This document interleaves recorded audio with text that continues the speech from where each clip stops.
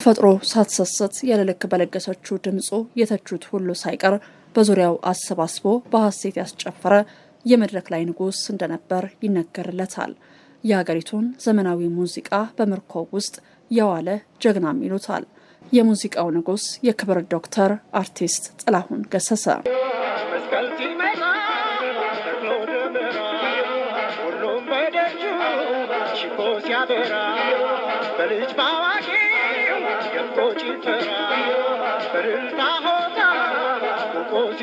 ፋሽስት ኢጣሊያ ኢትዮጵያን ወራ የቆየችባቸው ዓመታትና የ1932 ክረምት አልፈው የነጻነት ብስራት በተሰማበት ዓመት በወሊሶ አውራጃ ጎሮ ወረዳ ሶየማ ቀበሌ መስከረም 17 ቀን 1933 ከቀኑ 10 ሰዓት ወይዘሮ ጌጤነሽ ወይም ጉርሞ ኢታአ ወንድ ልጅ ተገላገለች። ህፃኑ 1 ዓመት ሲሞላው ከቤተሰብ ጋር ቅርበት በነበራቸው ቀኛዝማች መኮንን መሸሻ አማካይነት በወሊሶ ከተማ ማርያም ቤተክርስቲያን ተጠመቀ። በዚያን ጊዜ ቀኛዝማች መኮንን ጥላሁን ብለው ስም አወጡለት። እንደተወለደ አያቱ ወይዘሮ ነገዬ አብደላ ያወጡለት ስም ደገፋ ነበረ። ጌጤነሽ በሶየማ በወጎ ከታሰረች በኋላ ከባለቤቷ አቶ ገሰሰ ወልደ ኪዳን ጋር የእናቷ የወይዘሮ ነገዬ አብደላ ሌላ ርስት ወደሚገኝበት አመያ ልጃቸውን ይዘው በመሄድ በዚያም መኖር ጀመሩ። ለ5 ዓመታት አብረው ከኖሩ በኋላ ግን በ1938 ወይዘሮ ጌጤነሽ በጊዜው ወዴት እንደሄዱ ወዳልታወቀ ስፍራ ጠፉ። አቶ ገሰሰ በበኩሉ በአመያ ለመሰረተው ኑሮ ምክንያት የሆነችው ባለቤቱ ጥላው ከሄደች በኋላ በወይዘሮ ነገዬ ርስት ላይ መቆየትን ስላልወደደ ይመስላል ህፃኑን ለአያቱ ትቶ እርሱም በጊዜው ወዳልታወቀ ስፍራ ኮበለለ። በ1939 ጥላሁን በቀኛዝማች መኮንን ጥያቄና በአቶ ፈይሳ ምክር ወሊሶ ከተማ በሚገኘው ራስ ጎበና ዳጫው ትምህርት ቤት እንዲገባ ተደረገ። አያቱ ወይዘሮ ነገዬም ለእርሱ ሲሉ በወሊሶ ቤት ተከራይተው መኖር ጀመሩ። የወላጆቹ እርሱን ጥለው መጥፋት ሳይፈጥርበት እንዳልቀረ ከሚገመተው የመተው ትኩረት የመነፈግ አሊያም የብቸኝነት ስሜት ጋር ሲታገል ከመቆዘም ይልቅ ወደ እንጉርጉሮ ያደላ ነበር። በራስ ጎበና ትምህርት ቤት ተማሪ ሳለ ሆያ ሆዬ የሚሉትን በማየትና ጠላታችን ወደቀ፣ ፍጹም ጠፋ፣ ሞሶሎኒ የምትለዋን መዝሙር በማዳመጥ አጥንቶ ይዘምር ነበር። ይህንን ያዩት የትምህርት ቤቱ ዳይሬክተር ሚስተር ሼዳ በአድናቆት አበረታቱት። ወንድማቸው ማህሙድ ሳንሁሪም ቤቱ እየወሰደ በሸክላ የተቀረጹ ዘፈኖችን አስደመጠው። የሰማውን በቃሉ ይዞ ማንጎራጎር ስራው ሆነ። ከሙዚቃ ጋር ተዋወቀ። ቤተሰባዊ ህይወቱ ላይ የተከሰተው ነገር እንኳንስ ድምፅን ከፍ አድርገው ለሰው ሊነግሩት በአእምሮ ሲያሰላስሉት ስሜትን የሚጎዳና ተስፋን የሚያጨልም ነበር። ነገር ግን በዚህ የተጎዳ ስሜት አንገቱን ደፍቶ እንዳይቀር አንደበቱን ለጉሞ በሀዘን እንዳይኮራመት ጮክ ብሎ ቢዘምርበት አድማጭን የሚስብ ከእድሜ እኩዮቹ ጋር ሆያ ሆዬ ቢጨፍር ለመሪነት የሚያበቃ በልበ ሙሉነት ሰው ፊት ቆሞ ቢያዜም የሰዎችን ቀልብ የሚጠራ ውብ ድምፅን ፈጣሪ ለገሰው። ጥላሁን ይህንን ተፈጥሯዊ ጸጋ በታላቅ ፍቅር ተቀበለው። የ5 ዓመት ህፃን ሳለ ድንገት የጠፋችው ወላጅ እናቱ ወይዘሮ ጌጤነሽ ከ5 ዓመታት በኋላ አዲስ አበባ ተገኘች። በዚያ ምክንያት ከእናቱ ጋር እንዲገናኝ ተብሎ ለመጀመሪያ ጊዜ በ1943 ወደ አዲስ አበባ መጣ። ከእናቱ ጋር ከተገናኘ በኋላ ትምህርቱን ይቀጥል ዘንድ ወሊሶ እንዲመለስ ቢደረግም ልቡ ወደ አዲስ አበባ እየሸፈተ ጥላሁን ከሁለት ያልተሳካ ሙከራ በኋላ በ1944 አዲስ አበባ ጠቅልሎ ገባ። አዲስ አበባ ከመጣ በኋላ የድምፃዊነት ህይወቱ በይፋ ይጀምር ዘንድ በ1947 ሀገር ፍቅር ማህበር ተቀጠረ። በሀገረሰብ የሙዚቃ ቡድኖች በተዋቀረው የሀገር ፍቅር ቆይታው ከኢትዮጵያ ሙዚቃ መሰረታዊ ቅንጅቶች ጋር ለመተዋወቅ እድል አግኝቷል። በሀገር ፍቅር ማህበር የ2 ዓመት ተኩል ገደማ ቆይቷል። ጥላ ከለላዬ፣ ጽጌረዳ ነሽ፣ ደጉ ንጉስና ፍቅሬ ሰውነቴ የተሰኙ ዘፈኖችን በመስፈን ከህዝብ ጋር ተዋወቀ። የጥላሁን ገሰሰ ተፈጥሯዊ ክህሎት ፍንትው ብሎ መውጣት የቻለው ግን በ1949 በክቡር ዘበኛ ኦርኬስትራ ከተቀጠረ በኋላ ነው። በ1950ዎቹ መጀመሪያ ዓመታት ጀምሮ እስከ 1960ዎቹ አጋማሽ ድረስ ጥላሁን በክቡር ዘበኛ ኦርኬስትራ አጃቢነት አያሌ ድንቅ ዘፈኖችን ተጫውቷል። ንጉሳዊ ስርዓት ወድቆ በወታደራዊ ደርግ ዘመን ኦርኬስትራው የአንደኛ ክፍለ ጦር ወይም የማዕከላዊ እዝ የሙዚቃ ባንድ ከተባለ በኋላም ጥላሁን የባንዱ ኮከብ ድምፃዊ ሆኖ እስከ 1970ዎቹ መጨረሻ ድረስ ዘልቋል። በረዥሙ የሙያ ዘመኑ ጥላሁን ከክብር ዘበኛ ማዕከላዊ እዝ በተጨማሪም በተለያዩ ኦርኬስትራዎችና ባንዶች ታጅቦ ዘፍኗል። ጩኸቴን ብትሰሙ፣ እኔ ነኝ ወደ አንቺ፣ አይከዳሽም ልቤና ማስታወሻን በምድር ጦር ኦርኬስትራ አጃቢነት ሲጫወት፣ ሰው ማንን ይመስላልና ስማ የተሰኙ 2 ዘፈኖችን በፖሊስ ኦርኬስትራ፣ በይደና ክረሚና ስንብት የተሰኙ 2 ዘፈኖችን ደግሞ በሬንቦ ባንድ አጃቢነት ተጫውቷል። በተጨማሪም የኔ ፍላጎትና በደናስኪ ገጥመንን በኤግዚቢሽን ባንድ፣ ኩርን ማንኳለሽ፣ አለኝታዬ፣ ላንቺ ብዬ፣ ስትሄድ ስከተላት፣ ትዛለኝ የጥንቱና የሀገሬ ሽታን በሙላቱ አስታጥቄ ኦልስታር ባንድ አጃቢነት ተጫውቷል።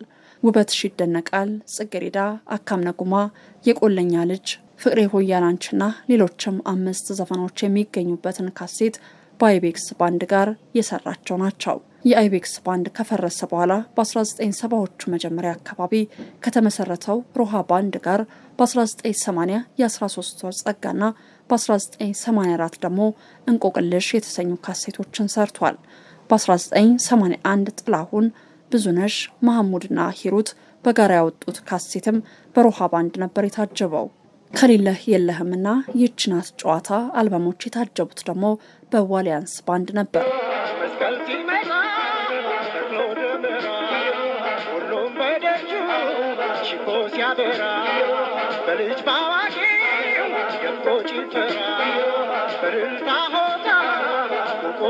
ለ4 አስርት ዓመታት በዘለቀው የሙያ ህይወቱ ጥላሁን የተጫወታቸው ዜማዎች የየዘመኑ ማህበራዊ፣ ኢኮኖሚያዊ፣ ፖለቲካዊ ሁነቶች ማህደር ለመሆን በቅቷል። በ1950ዎቹና በ1960ዎቹ የመጀመሪያ አጋማሽ ከክቡር ዘበኛ ጋር የተጫወታቸው ዘፈኖች ውበት፣ ለዛና ጣዕማቸው እንደጠበቀ ሆኖ ፍቅርን ከመስበክ ባሻገር ማህበረሰብን ወደ ማስተሳሰር የሚያደሉም ነበሩ። በዘመነ ደርግ ጥላሁን ብዙ የፍቅር ዜማዎችን ከመጫወቱ በተጨማሪ የዚያኑ ያህል የብዙ ሀገራዊነት የሚያጎለብቱ ዘፈኖችንም ተጫውቷል።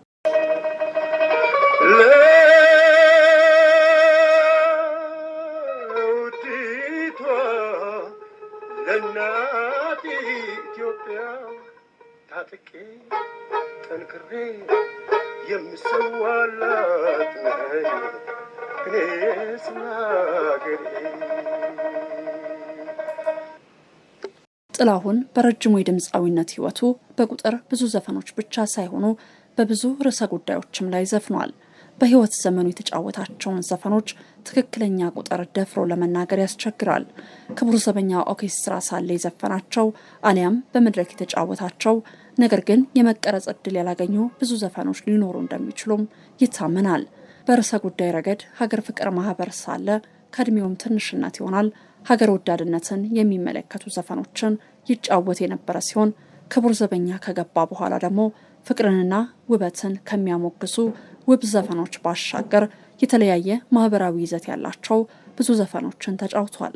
ከነዚህ ውስጥ 8 ያህሉ የተመረጡ ዘፈኖችም በብሔረ ጽጌ መናፈሻ ተቀርጸው ለመጀመሪያ ጊዜ በ1964 በቴሌቪዥን ለህዝብ ቀርበዋል። በ1966ቱ የስርዓተ ለውጥ መንግስት የክቡር ዘበኛ ኦርኬስትራ የአንደኛ ክፍለ ጦር የሙዚቃ ባንድ ከመባሉ በፊት በነበሩት ጥቂት ዓመታትም ጥላሁን በተቋሙ ባንድ በዘፈናቸው ዘፈኖች በይዘታቸው ከፖለቲካ ለውጡ ጋር ተያያዥ ነበሩ።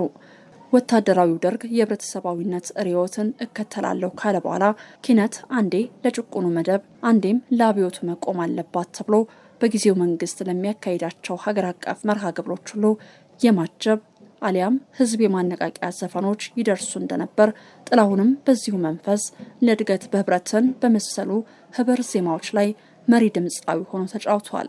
በሌላ በኩል ግን በግሉ በተለየ ኦርኬስትራ ኢትዮጵያ መሪ ከነበሩት አቶ ተስፋዬ ለማ ጋር በ1968 እና 69 የሰራቸው ዘፈኖች የፍቅር ዘፈን ቃና ቢኖራቸውም አብዛኞቹ በሀገራዊ ጉዳይ ዜጎችን የሚሞግቱ አንዳንዴም በሂስ የሚቆነጥጡ ነበሩ። ከ1969 የሶማሌ ወረራ በኋላ ባሉት ዓመታት ጥላሁን በማዕከላዊ እዝ የአንደኛ ክፍለ ጦር ሙዚቃ ባንድ ታጅቦ የወታደር ወኔን የሚያነቁ አሊያም ሀገር ወዳድነትን የሚያጎሉ በዛ ያሉ ዘፈኖችን ተጫውቷል። ምንም እንኳ እነዚህ ዘፈኖች በጦር ሜዳ የሰራዊቱን ወኔ በማነሳሳት ዓላማ የተዘጋጁ ቢሆንም በይዘትም ሆነ በአቀራረብ ጥበባዊ ለዛ የራቃቸው ግን አልነበሩም። በዚህ መንፈስ ጥላሁን ከተጫወታቸው ሀገረኛ ዘፈኖች ውስጥም በ1969 የተጫወተው አጥንት የሚከስከስ እንዲሁም በ1979 በኢትዮጵያ ቴሌቪዥን ስቱዲዮ ተቀርጾ ለሕዝብ የቀረበው ቃል ኪዳን የተሰኘ ግጥሞ በሻምበል ክፍሌ አቦቸር የተጻፈ ዘፈን ለየት ብለው ይታወሳሉ።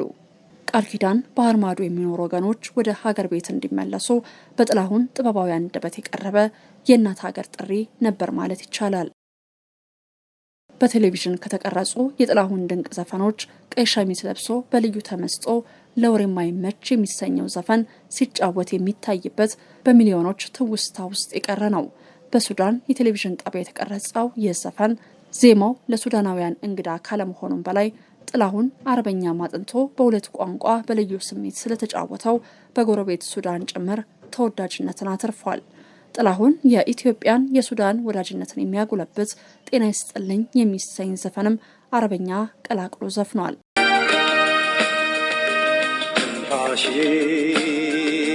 ተቀርጾ ይቀመጥ ማልቀሻ ነው የሞትኩ ይለት የኔ ማስታወሻ። ለወላጆቹ ብቸኛ ልጅ ሆኖ በሕዝብ ውስጥ የኖረው ጥላሁን ሀገሩ ኢትዮጵያን የወላጆቹ ምትክ የኢትዮጵያ ሕዝብን ደግሞ ወንድምና እህቶቹ አድርጎ የሚያስብ የኔ ሀብት የኢትዮጵያ ሕዝብ ነው የሚል ልባዊ እምነቱን ባገኘው አጋጣሚ ሁሉ የሚናገር ሰው ነበረ። ጥላሁን በሚያዝያ ወር 1985 አንገቱ ላይ በስለት የመወጋት አደጋ ደርሶበት ነበር። ነገር ግን ይህ በድምፃዊነት ከመቀጠል አላገደውም። ወገን አለኝን ጨምሮ ከ1980ዎቹ በኋላ በድጋሚ ተጫውቶ ካስቀረጻቸው ነባር ዜማዎቹ የተወሰኑት የተቀረጹት አደጋው ከደረሰበት በኋላም ነው። በዚህ ዘመን ከተጫወታቸው ዜማዎች በተለይም ፍቅርሽ ነው የጎዳኝና አይ ዘመን የተሰኙ ዘፈኖቹ ከታላላቅ ስራዎቹ መካከል የሚጠቀሱ ለመሆን በቅተዋል። ጥላሁን በ1990ዎቹ የመጨረሻ ዓመታት ጀምሮ ለድምፃዊነት ዘመኑ የመጨረሻውን አልበም ለሕዝብ በምርቃት መልክ ማቅረብ ፍላጎቱ ነበር። ይህንን ፍላጎቱን ከሞላ ጎደል ቆሜ ልመርቅሽ በተሰኘው አልበሙ እውን አድርጎታል። በሀገር ፍቅር ማህበር ጥላ ከለላይ ኢትዮጵያ ሀገሬን በመጫወት በይፋ የተጀመረው የጥላሁን የግማሽ ምዕተ ዓመት የሙዚቃ ህይወት ቆሜ ልመርቅሽ በሚሰኘው ህይወቱ ከማለፉ በፊት ባስቀረጸው የመጨረሻ አልበም ነው የተደመደመው።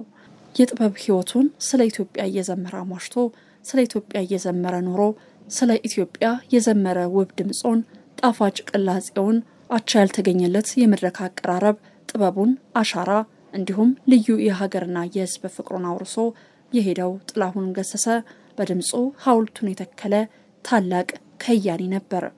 በህልፈቱ ማግስት ሐሙስ ሚያዝያ 15 ቀን 2001 የአዲስ አበባ ከተማ ህዝብ እርሱን በክብር ለመሸኘት አደባባይ የወጣበት ትዕይንት ጥላሁን ገሰሰ በእርግጥም የህዝብ ልጅ መሆኑን ያሳየ ነበር። ቆሜ ልመርቅሽ የተሰኘው የመጨረሻ አልበሙም ለሀገሩና ለወገኖቹ ያቀረበው የድረ ህልፈት የምስጋና ቃሉ ተደርጎ ሊወሰድ ይችላል። ቆሜ ልመርቅሽ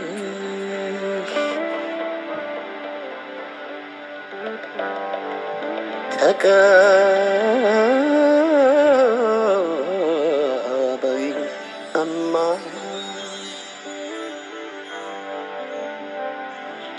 ሕይወትን መርቀሽ ሰተሽኝማ ይቀረኝ የምለው የሚቆጨኝ ባለም ኢትዮጵያ እድሜ ላንቺ ያላየሁት የለም።